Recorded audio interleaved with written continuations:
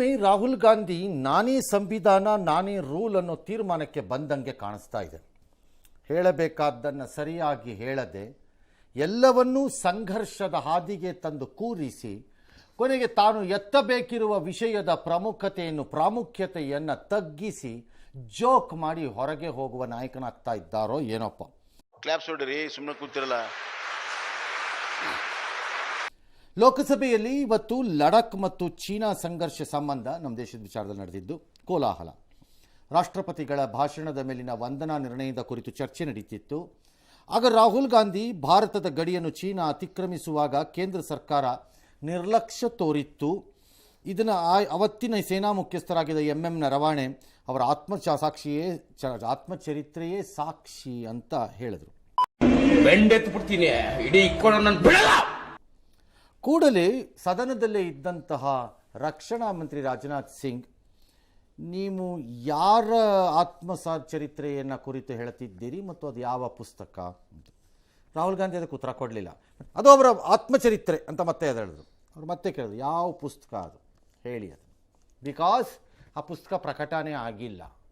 ಪ್ರಕಟವಾಗಿಲ್ಲದನ್ನು ತಂದು ಸದನದಲ್ಲಿ ದಾಖಲೆಯ ರೂಪದಲ್ಲಿ ಹೇಳಲಿಕ್ಕೆ ಬರಲ್ಲ ಅಂತ ಹಿಡ್ಕೊಂಡ್ರು. ಮೀಟರ್ ಬೇಕು, ಮೀಟರ್ ಅದವ್ರಿಗೆ ಇರಿಟೇಟ್ ಮಾಡಿಬಿಡ್ತು. ರಾಹುಲ್ ಗಾಂಧಿಗೆ ಇದೊಂದು ಪ್ರಾಬ್ಲಮ್ ಇದೆ, ನಾನು ಹೇಳ್ತಿದ್ದನ್ನು ಕೇಳಿಸ್ಕೊಳ್ಳದೆ ಇದ್ದರೆ ನೀನು ಸರಿ ಇಲ್ಲ ಅಂದ್ಬಿಡ್ತಾರೆ ಅವರು. ಅದಕ್ಕೆ ಅವರು ವಾಪಸ್ ಹೋಗೋದೇ ಇಲ್ಲ ವಾದಕ್ಕೆ. ಅದನ್ನು ಬಿಟ್ಟು ಬೇರೆ ರೂಪದಲ್ಲಿ ಅದನ್ನು ನಾನು ಪ್ರೆಸೆಂಟ್ ಮಾಡ್ತೀನಿ ಅನ್ನೋ ಪ್ರಯತ್ನನೇ ಮಾಡಲ್ಲ. ಸುಮ್ಮನೆ ಹಂಗೆ ಮಾಡ್ಕೋತಾರೆ ಅವರು.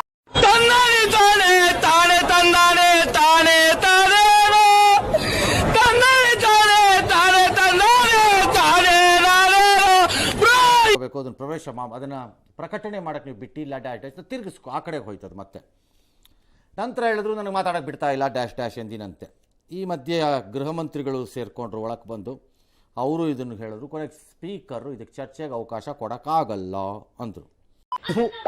ಈ ಬಡತವಿಂದ ದೇಶ ಉದ್ಧಾರ ಆಯ್ತದ. ಚೀನಾ ಸಂಬಂಧಿತ ವಿಷಯ ಸೂಕ್ಷ್ಮವಾದದ್ದು. ಹಾಗಾಗಿ ವಿದೇಶಾಂಗ ನೀತಿಗೆ ಸಂಬಂಧಿತ ವಿಷಯದ ಮೇಲೆ ಪ್ರತಿಪಕ್ಷ ನಾಯಕನಿಗೆ ಮಾತನಾಡೋದಕ್ಕೆ ಅವಕಾಶ ಕೊಡಬೇಕು ಅಂತ ಕೆಲವರು ವಾದ ಮಾಡಿದ್ರು. ಬಟ್ ಸದನದಲ್ಲಿ ಅದಕ್ಕೆ ಅವಕಾಶವನ್ನು ಕೊಡಲಿಲ್ಲ. ಇಲ್ಲ, ಪ್ರಕಟ ಅಲ್ಲ, ಯಾವುದೇ ದಾಖಲೆ ಸಾರ್ವಜನಿಕ ವಲಯದಲ್ಲಿರಬೇಕು. ಇಲ್ಲದ್ರೆ ಅದಕ್ಕೆ ದಾದ್ ಪಿರಿಯಾದ್ ಮತ್ತು ಅಪ್ಪ ಅಮ್ಮ ಯಾರು ಇರಬೇಕು. ಈಗ ಉದಾಹರಣೆಗೆ ನಾಳೆ ರಾಹುಲ್ ಗಾಂಧಿ ಮೇಲೆ ಯಾರೋ ಒಬ್ಬರು ಯಾವುದೋ ವೆಬ್ಸೈಟಲ್ಲಿ ಬಾಯಿಗೆ ಬಂದಂಗೆ ಏನೇನೋ ಅವ್ರ ಮಾನ ಮರ್ಯಾದೆ ಎಲ್ಲ ಹರಾಜು ಹಾಕೋದನ್ನೇನೋ ಬರೆದು ಬಿಡ್ತಾರೆ ಅಂತ ಇಟ್ಕೊಳ್ಳೋಣ.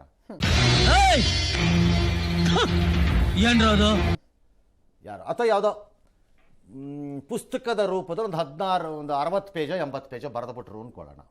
ಬಟ್ ಅದು ಪ್ರಕಟ ಆಗಿರಲ್ಲ. ಅದನ್ನು ಯಾರೋ ಒಬ್ಬ ಎತ್ಕೊಂಡ್ಬಿಟ್ಟು ಯಾವುದೋ ಒಂದು ಚಿಲ್ಲರೆ, ಯಾವುದೋ ಒಂದು ಸಣ್ಣದು ಮ್ಯಾಗ್ಝೈನು, ದೊಡ್ಡದು ಬೇಡ ದೇಶದ್ದು, ಬೇಕಾರೆ ಭಾಳ ಘನತೆವೆತ್ತ ಮ್ಯಾಗ್ಝೈನು ಬೇಡಪ್ಪ, ಸಣ್ಣದೊಬ್ಬರು ತಗೊಂಡು ಪಬ್ಲಿಷ್ ಮಾಡಿಬಿಟ್ರು ಅಂದ್ಬಿಡೋಣ. ಅಥವಾ ಯಾವುದೋ ವೆಬ್ಸೈಟಲ್ಲಿ ಪಬ್ಲಿಷ್ ಮಾಡಿಬಿಟ್ರು ಅಂದ್ಬಿಡೋಣ. ಈ ಬುಕ್ಕಲ್ಲಿ ಹಿಂಗಿದೆ ರಾಹುಲ್ ಗಾಂಧಿ ಮೇಲೆ, ಅದನ್ನ ಹಿಡ್ಕೊಂಬಂದ್ಬಿಟ್ಟು ರಾಹುಲ್ ಗಾಂಧಿ ನೋಡ್ರಿ ಅಂತ ಹೇಳಿದ್ರೆ ಏನಾಗತ್ತೆ? ಅದೇನ್ ಮಾತಂತ ಹೇಳಿದ್ರಿ ಸರ್ ನೀವು? Really hats off sir, hats off. The book is not published ಅಲ್ಲಿ. ಹಾಗಾಗಿ ಅದು ನಂಬರ್ 1. ನಂಬರ್ 2 ಸದನದಲ್ಲಿ ಯಾವುದೇ ದಾಖಲೆಯನ್ನು ಮಂಡಿಸುವಾಗ ಎರಡಾಗತ್ತೆ. ಅದು ಅದು ಸದನದ ಆಸ್ತಿ ಆಗುತ್ತೆ. ಎರಡನೇದು ಮಂಡಿಸಿದ ಸದಸ್ಯ ಅದಕ್ಕೆ ಬಾಧ್ಯನಾಗಬೇಕು. ಈ ಪ್ರಕರಣದಲ್ಲಿ ಯಾರು ಜವಾಬ್ದಾರಿ ತಗೋಬೇಕು? ಇದ್ರದ್ದು ರಾಹುಲ್ ಗಾಂಧಿ ತಗೋಬೇಕು. ಹೆಂಗೆ ತಗೋತಾರೆ? ಪ್ರಕಟಣೆ ಆಗದೆ ಇರೋ ಪುಸ್ತಕ ಜವಾಬ್ದಾರಿನ ತಗೋತೀನಿ ಅನ್ನಕ್ಕೆ ನೀವು ಯಾರು? ಅಲ್ಲಿ ಏನೇನು ನಡೆದಿರಬಹುದು ಗಡಿನಲ್ಲಿ. But this is not the procedure of Lok Sabha or Vidhana Sabha or any place. ಅದು ಬೇರೆ, ಇದು ಬೇರೆ, ಎಲ್ಲ ಸಪರೇಟ್, ಬರೀ ನಾಟಕ ಅಷ್ಟೇ. ಆರ್ಮಿಯ ನಿಯಮಗಳಲ್ಲಿ, ಕಾನೂನಿನ ಪ್ರಕಾರ, ಕಾಯ್ದೆಗಳ ಪ್ರಕಾರ, ಆರ್ಮಿ ಆಕ್ಟ್ ನನ್ನ ಪ್ರಕಾರ ಮತ್ತು all India civil services cadre recruitment ಅವ್ರ ರೂಲ್ಸ್ ಅಲ್ಲಿ IAS IPS ನವರಲ್ಲಿ ಕೆಲವು ಸ್ಪಷ್ಟವಾದ ನಿಯಮಗಳು ಇವೆ. ಆರ್ಮಿ ವಿಚಾರದಲ್ಲಿ ಇಂತಿಂಥ ಹುದ್ದೆಯಿಂದ ಮೇಲ್ಪಟ್ಟವರುಗಳು ಸರ್ಕಾರದ ಅನುಮತಿ ಇಲ್ಲದೆ ತಮ್ಮ ಸೇವೆ ಅವಧಿಯ ಅನುಭವಗಳನ್ನು ಬರೆಯುವಂತಿಲ್ಲ. ಬರೆದರೆ ಅದಕ್ಕೆ ಅನುಮತಿ ಬೇಕು ಪ್ರಕಟ ಮಾಡಲಿಕ್ಕೆ. ಅದೇ ರೀತಿ IAS IPSಗೂ ಒಂದು ನಿರ್ಬಂಧ ಇರುತ್ತೆ. ರಿಟೈರ್ ಆದ ಮೇಲೆ ಇಷ್ಟೋ 10 ವರ್ಷ ನಾನು ಇಂತಿಂತಾದನ್ನೇನೋ ಮಾಡೋ ಹಾಗಿಲ್ಲ, ದಯವಿಟ್ಟು ಇವ್ರು ಯಾರು ಅಂತ ಹೇಳ್ತೀರಾ ಅಂತ ಏನೋ ಒಂದಿದೆ ಅವ್ರಿಗೂ. ಹಾಗಾಗಿ ಆರ್ಮಿಯ ಮುಖ್ಯಸ್ಥರು ಬರೆದಿದ್ದಕ್ಕೆ ಅದು ಪ್ರಕಟ ಆಗದೆ ಇದ್ದರೆ ರಾಹುಲ್ ಗಾಂಧಿ ಅದನ್ನು ಬಳಸಲಿಕ್ಕೆ ಬರುವುದಿಲ್ಲ. ಆಮೇಲೆ ದೇಶದ ಸೆಕ್ಯೂರಿಟಿ ವಿಚಾರವಾಗಿ ಸದನದಲ್ಲಿ ಮಾತಾಡೋದು. ನಾಲ್ಕನೇದು ಇಂತಹ ಅಲ್ಲ, ಆ ಪುಸ್ತಕ ಇರೋದೇ ಅದಕ್ಕೆ. ಸೆಕ್ಯೂರಿಟಿ ವಿಚಾರ ಮಾತಾಡಬೇಡಿ ಅಂತ ಯಾರು ಹೇಳಿಲ್ಲ. ಮಾತಾಡ್ಬೋದು, ಮಾತಾಡಬಾರ್ದು ಅಂತೇನಿಲ್ಲ. ಕೆಲವು ನ್ಯಾಷನಲಿ ಸೆನ್ಸಿಟಿವ್ ಮ್ಯಾಟರ್ಸ್ ಇದ್ದಾಗ ಅದನ್ನು ಸದನದಲ್ಲಿ ಚರ್ಚೆ ಮಾಡುವುದು ಸೂಕ್ತವೂ ಅಲ್ಲ ಮತ್ತು ಅದಕ್ಕೆ ಅನುಮತಿ ಸಿಗುವುದೂ ಇಲ್ಲ. ಯಾರಲ್ಲಿ ಪ್ಲೀಸ್ ಸಮಾಧಾನ, ಸೈಲೆನ್ಸ್. ನಿಮ್ಮ ಹತ್ರನೂ ಬರ್ತೀನಿ.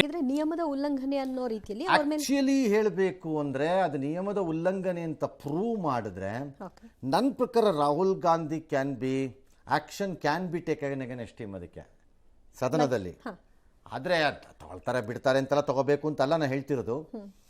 ಒಬ್ಬ ಜವಾಬ್ದಾರಿ ಲೀಡರ್ ಆಗಿ ಅದನ್ನು ನಾನು ಅಂಥದ್ದನ್ನು ತಂದು ನಾನು ಉಲ್ಲೇಖ ಮಾಡ್ತೀನಿ ಅನ್ನೋದು ಸರಿ ಅಲ್ಲ. ಅದು ಇಟ್ ಈಸ್ ಕಂಪ್ಲೀಟ್ಲಿ ರಾಂಗ್ ಅಂತ ನನ್ನ ಭಾವನೆ.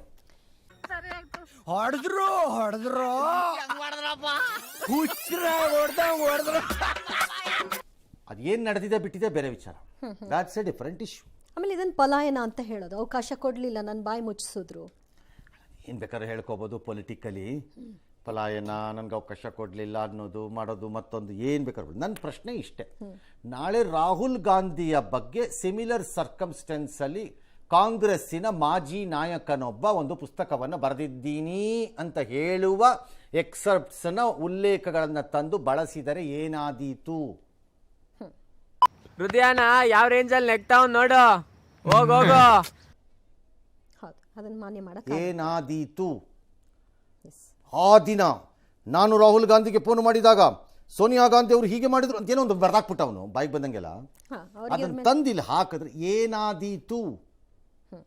That's all is the question. ಇಲ್ಲಿ ಎರಡನೇದು, ಕಾನೂನು ಪ್ರಕಾರವೂ ಆ ಪುಸ್ತಕವನ್ನು ನೀವು ಬಳಸುವಂತಿಲ್ಲ, ಬಿಕಾಸ್ ಅದಕ್ಕೆ ಅನುಮತಿ ಆಗಿಲ್ಲ, ಅದು ಪ್ರಕಟ ಆಗಿಲ್ಲ. That's A problem. ನಿಮ್ದಪ್ಪಯ್ಯ ಅಂತೀನಿ, ದಯವಿಟ್ಟು ಹೇಳಿಕೆ ಬಿಟ್ಬಿಡಿ ಪ್ಲೀಸ್. ಆದರೆ ಕೇಂದ್ರ ಸರ್ಕಾರ ಈ ಘನತೆ ವೆತ್ತ ಗಂಡೆದೆಯ ಕೇಂದ್ರ ಸರ್ಕಾರ ಇದೆಯಲ್ಲ, ಇದು ಈ ಗಂಡೆದೆಯ ಕೇಂದ್ರ ಸರ್ಕಾರಕ್ಕೆ ಮರ್ಯಾದೆ ಇದ್ದಿದ್ದರೆ ಪಬ್ಲಿಷ್ ಮಾಡಿದ ಮ್ಯಾಗಝೈನ್ ಮೇಲೆ ಹೋಗಬೇಕಾಗಿತ್ತು. ನೀವು ಕತೆ ಕಾಯ್ತಾ ಇದ್ರ ಕೂತ್ಕೊಂಡಂಗಾರೆ. ಈಗ ಅಪ್ರಕಟಿತದಂತಂದು ಇಲ್ಲಿ ಪ್ರಕಟ ಮಾಡಬೇಡ ಅನ್ನೋದಾದರೆ ಅದು ದೇಶದ ಜನಕ್ಕೆ ಗೊತ್ತಾಗಬಾರ್ದು, ಸದನದ ನಿಯಮ ಅನ್ನೋದಿದ್ರೆ ಕಾನೂನಿನ ಪ್ರಕಾರ ಅಪ್ರಕಟಿತ ಪುಸ್ತಕದನ್ನು ಪ್ರಕಟ ಮಾಡಿದ ಮ್ಯಾಗಝೈನ್ದು ತಪ್ಪಲ್ಲ ಅವಾಗ. ಇದಕ್ಕೆಲ್ಲ ಕೇರ್ ಮಾಡಲ್ಲ. ಡೋಂಟ್ ಕೇರ್, ದೆನ್ ವೈ ಕಣ್ಣೀರ್? ಇವರು ಅದೇ ಡ್ರಾಮಾ ಆರ್ಟಿಸ್ಟ್ಗಳೇ, ಇವ್ರೇನು ಸಾಮಾನ್ಯ ಅನ್ಕೋಬೇಡಿ. ಇವರು ಇವ್ನ ಯಾವನ ಸೆಡೆ ನನ್ ಮಗ. ಮತ್ತೆ ಭೇಟಿಯಾಗೋಣ. ನಮಸ್ಕಾರ.